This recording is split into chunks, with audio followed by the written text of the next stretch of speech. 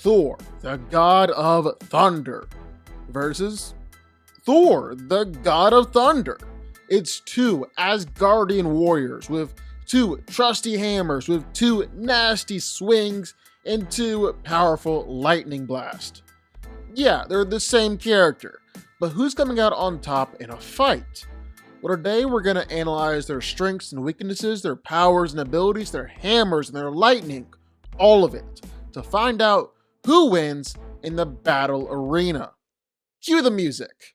What's up, guys? I'm Daniel and this is DanCo. We do fight breakdowns like this one every week, plus the occasional ranking video or things like that. So if that seems interesting to you, well, sit back and enjoy the video. Hit that like button. If you want to, hit the subscribe button while you're at it. Now let's get to it. About time. Thor is the Norse Aesir god of thunder and lightning and storms and strength, so he's kinda got a whole lot going for him here. Now, when Kratos found his way to the realm of Midgard and started adventuring around with his son Atreus, they began to run into some Norse gods. Gods like Balder, Magni, and Modi, who all just happened to be Thor's two sons and his half-brother. And so Kratos did what Kratos does best. He killed the gods. And now Thor's out there looking for revenge. And you know what they say? Vengeance is best served with lightning. Being half-giant and Odin's firstborn son, Thor is the second most powerful Norse god out there, second only to Odin himself. He's powerful enough to slaughter almost every single giant, even kill some of them with a single blow, and he pretty much single-handedly brought the species to near extinction.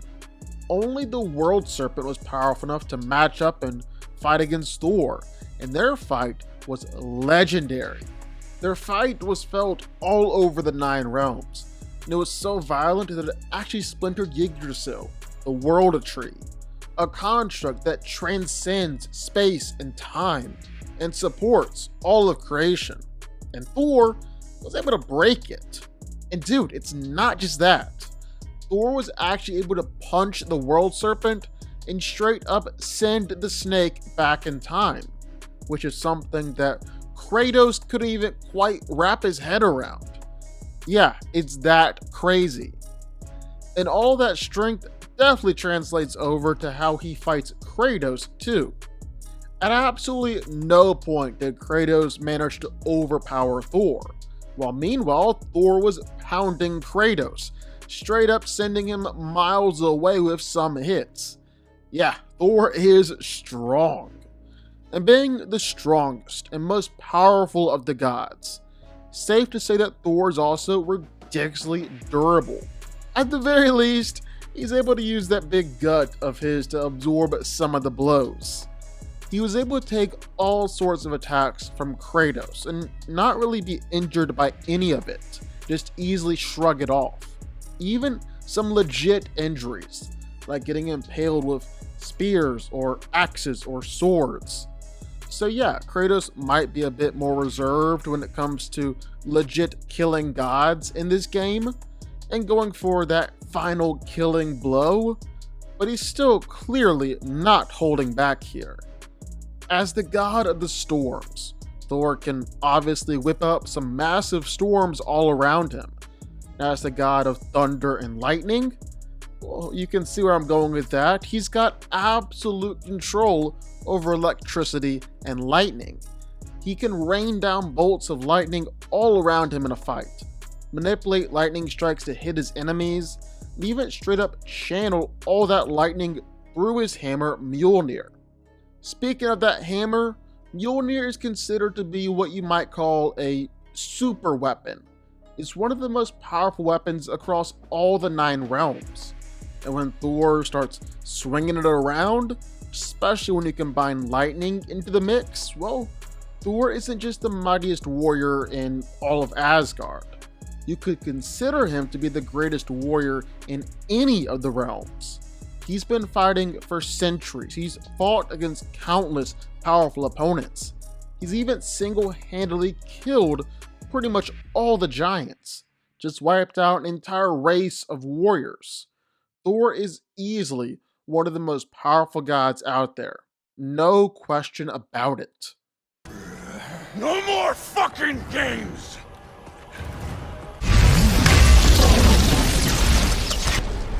Let's kill him properly this time. Thor, the god of thunder, king of Asgard, founding Avenger, beautiful hair and bulging biceps. I am the god of thunder! He grew up in the palaces of Asgard as royalty, becoming a pompous and arrogant prince. Loved a good fight, and would seek out violence without thinking anything through. And he ended up accidentally nearly restarting an ancient war between Asgard and Jotunheim. Not a great look. Thor was denied the right to become king. He was stripped of his power and lost his hammer Mjolnir and banished to Earth. There he'd have to learn to become worthy once more, and from there really relearn what worthiness means altogether. Being a literal god, having that divine alien blood just coursing through his veins. What do you think is coursing through my veins right now? Cheese whiz? Well, Thor obviously has some godly powers. He's crazy, crazy strong. I mean, let's talk about this. The time where Thor restarted the forge on Nidavellir. So in order to do this, Thor takes rockets in his little space pod and just starts spinning, and spinning, and then he throws it, just like he used to throw Mjolnir. And when he hits the edge of the ring, well, he's stopped. The pod is still pulling though, and so that means by Newton's third law that Thor is having to exert the same amount of force to make sure that he doesn't get pulled off. Pull me off the... Oh my god, Emma pulled you off. So while the pod technically moved the rings, Thor countered it by exerting the same amount of force, meaning that Thor moved the same weight. And just how big is Nidavellir? How big are these rings? Massive. Nidavellir is the same size as a small moon. That comes from the Greg Steele, the VFX supervisor for this scene. He's the guy who designed Nidavellir. So yeah, I think he knows what he's talking about when he says how big it is. Thor is strong enough to move a small moon. And we can still see all that strength when he throws a punch or when he starts swinging Stormbreaker around. I mean, let's just take a look at stuff like destroying the Rainbow Bridge and destroying Sokovia. Thor was cracking and shattering apart the Rainbow Bridge with some truly just devastating hits. Hits that were making the Bifrost Observatory feel like an earthquake, actually shaking all of Asgard. That's insanely impressive. Then there's Sokovia, and while Thor just annihilated that city, releasing a multi-city block shockwave with one hit. He neutralized Sokovia's kinetic energy and countered it, and all in all, this just comes out to a city-level feat, which I mean, does make sense. Thor was literally destroying a whole city with one hit. And Thor isn't just out here destroying cities or moving small moons. He's not all just big, huge muscles. That's power. The brain is a muscle, and that's a muscle, and that's a muscle, and they are all muscles, this is all muscle. He can take a whole lot of attacks too. Like, a whole lot of attacks. Like Nidavellir. Probably the most impressive thing any hero has done in the MCU so far. So what exactly is going on here? You understand, boy? You're about to take the full force of a star. It'll kill you. Well, Nidavellir is actually a neutron star, which has a quarter of the sun's luminosity. But here's the thing, you can't say that Thor was taking all of the star's power. He was actually just taking all the energy that was hitting him directly. He was also only withstanding it for a little while, roughly 47 seconds, before he collapsed and was knocked out and was sent flying away. So, what's all this mean? Well, track with me here. The largest nuclear bomb ever detonated was a 50 megaton explosion, or 50 million tons of TNT. Thor taking the neutron star is equivalent to him surviving the largest man-made nuclear explosion every 100th of a second for 47 seconds straight, or surviving this explosion for 4,000 times, back to back to back to back to back, just over and over and over again. That's what Thor did here, which is just absolutely insane. However, he was knocked out. He clearly has his limits, even within this absolutely crazy showing. But it's also Thor on his very, very best day. I mean, the Russo brothers have said before that the only reason that Thor survived the neutron star was because he was that determined to kill Thanos. Normally, he couldn't survive as well against something like that. But if that's his upper limits, if that's Thor at his absolute best, well then his absolute best is truly insane. Kinda puts Superman's one nuclear bomb to shame. And it doesn't just stop there. It's not just strength and durability. Thor has plenty of other powers too. I mean, like his lightning, it can kill Chitauri Leviathans, it can help melt vibranium.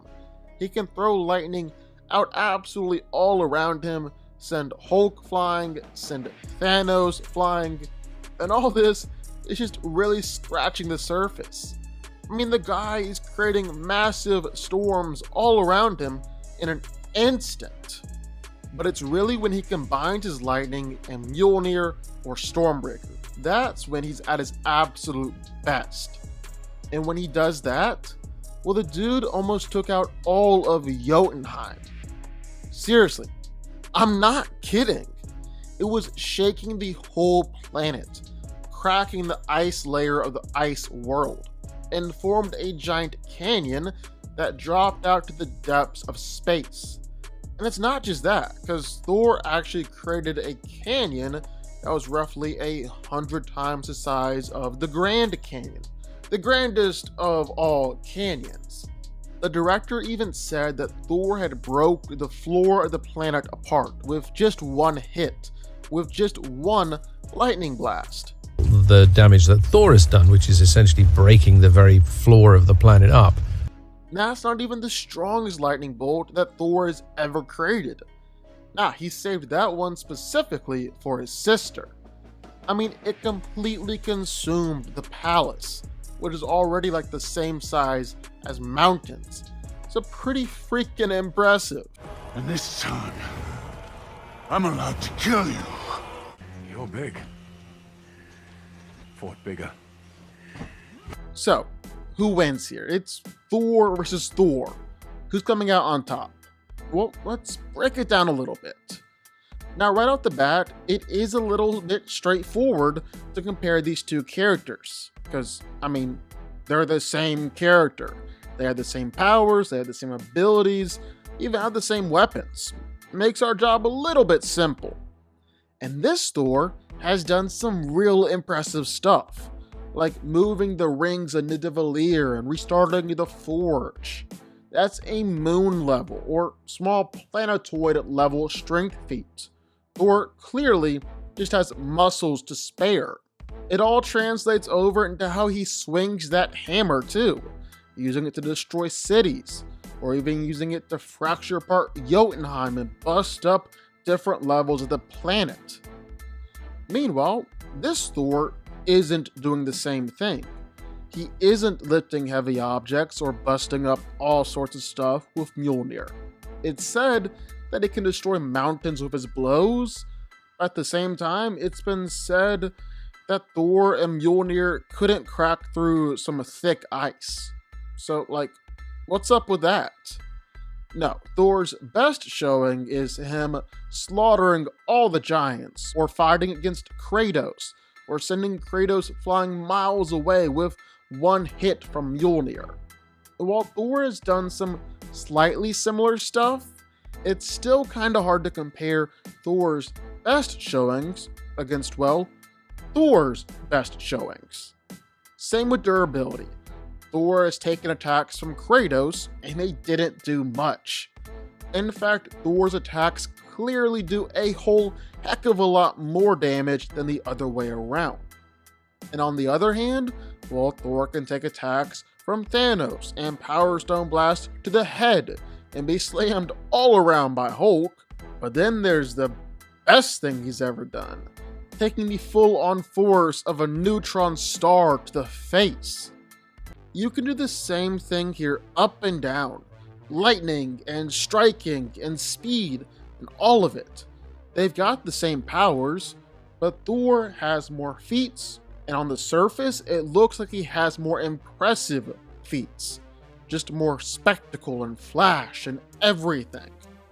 But I think this Thor actually has more substance to his feats, because he's getting scaling based off of Kratos. And that's absolutely key to the fight right here. Absolutely key. This guy is a god killer. And I think the best way to really get a true gauge on his powers is to take a look at all the many gods that Kratos has killed.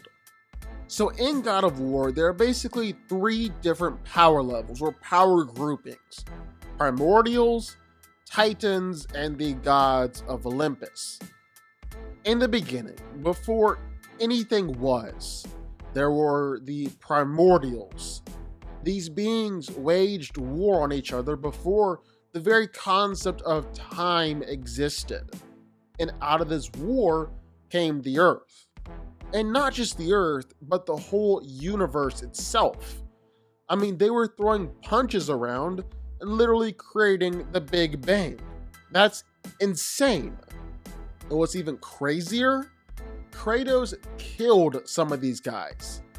Like he killed Gaia, Mother Earth herself. She's the first being to ever exist in the God of War story. Preceded all the Primordials. And they already all preceded the universe itself. She's very, very, very old. And Gaia is also an omnipresent being, able to exist everywhere all at the same time, exist in every time, even see the future. And Kratos killed her and Zeus at the same time. And that's not the only primordial that he killed. He also fought against and killed Thanatos, the primordial personification of death. This guy existed before the universe too, fought in the primordial war, even created his own dimension. And here Kratos is, killing him. Granted, like, it was a hard fight, it wasn't easy for Kratos to do this, but this guy is one of the most powerful primordials ever, was the literal embodiment of the very concept of death. It was never gonna be an easy fight. And it was one of the fights where everyone began to take Kratos seriously. This is when Zeus began to actually be afraid of Kratos, calling him the destroyer of worlds. So that's crazy. And you want to know something else crazy? The Titans and the Greek gods are on the same level as the Primordials. They actually were the ones who replaced the Primordials. The Titans are the spawn of the Primordials and ruled creation during a golden age of peace and prosperity, where the Titans were the end-all, be-all. That is, until Kronos' son rose up to overthrow them and establish Mount Olympus. And there are a few Titans that Kratos fought against and beat too, even killed a few of them. Like Atlas. We talked about this guy earlier, but he is the strongest Titan in God of War. could hold up the earth with just one hand, and was the one tasked with carrying the weight of the entire cosmos on his back. And yet Kratos held him back. He couldn't overpower Kratos. And then there's Kronos, the king of the Titans, the very embodiment of time, the ruler of the universe during this golden age. And he claimed that throne by defeating the embodiment of the universe itself, Uranus. And he did it in an epic, potentially universe-shattering fight that was similar to the fight between the primordials that created the universe in the first place. And you know what? While Kronos killed his father Uranus, a dude who has powers way beyond the universe, well, Kratos was able to kill him. He died by Kratos' hand. And then last but not least, well, there are the gods. The children of the Titans. The gods were destined to rule the universe and crush all opposition under their feet. The king of the gods, Zeus, fought for vengeance and freedom from his parents that would eventually end the time of the Titans and bring about the reign of Mount Olympus. For a millennia, the gods ruled creation, governing the fundamental forces of nature and order, until Kratos showed up.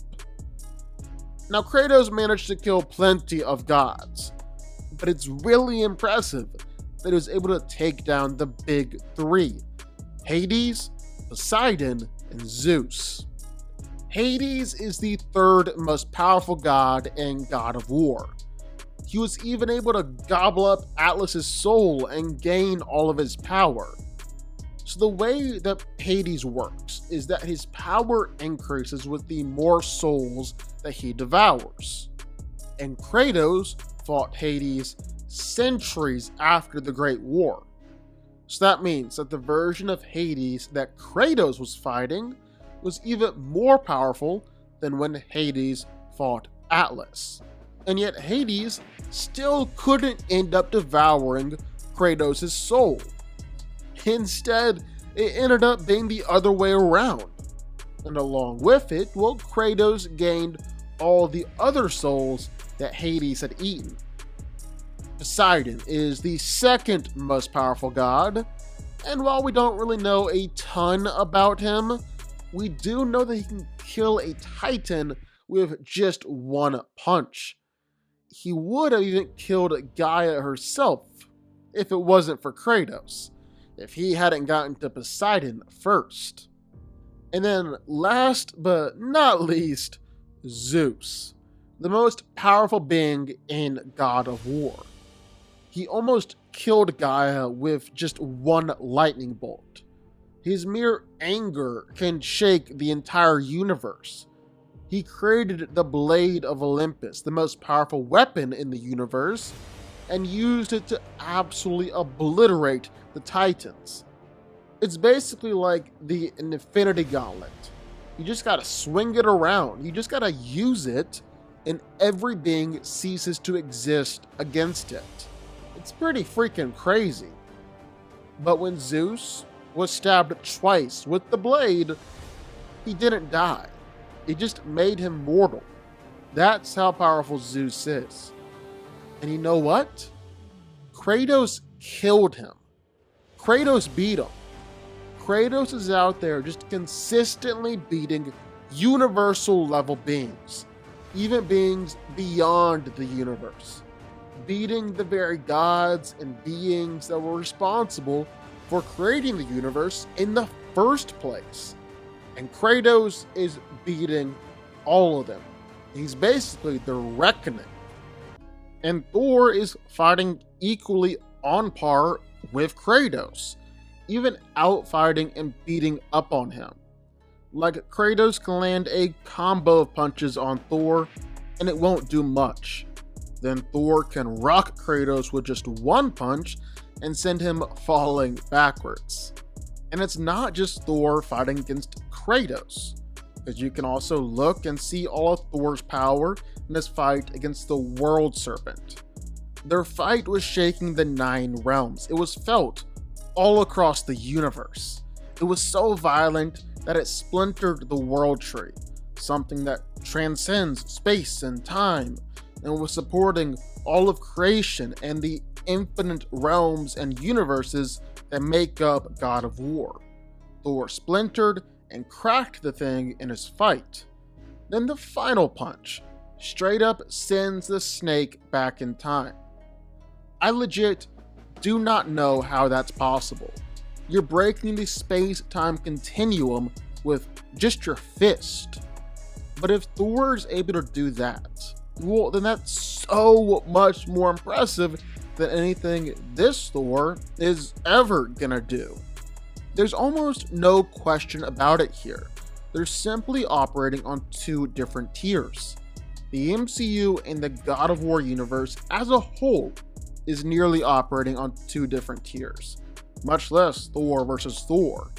Yeah, don't see any way out of that for this guy. He's gonna get smoked. Thor wins. But what do y'all think? Sound off in the comments down below. I know you're gonna have thoughts and feelings on this one for sure. And if you've stuck around this long, you made it to the end of the video, that's amazing. Thank you so much for watching and for supporting us. And if you want to go subscribe, well, go subscribe. You'll get to see more videos like this one every single week. And I'll see y'all then. I'll see y'all next time.